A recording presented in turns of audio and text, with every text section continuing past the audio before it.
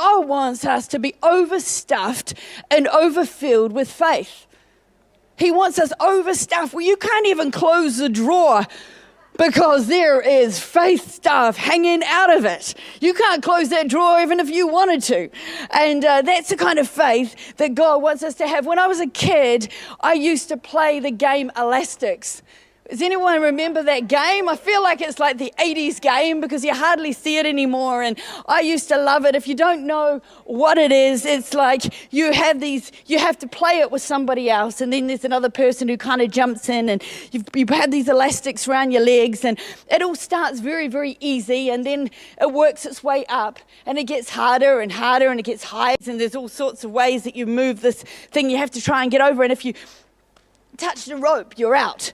And so then the next person jumps in.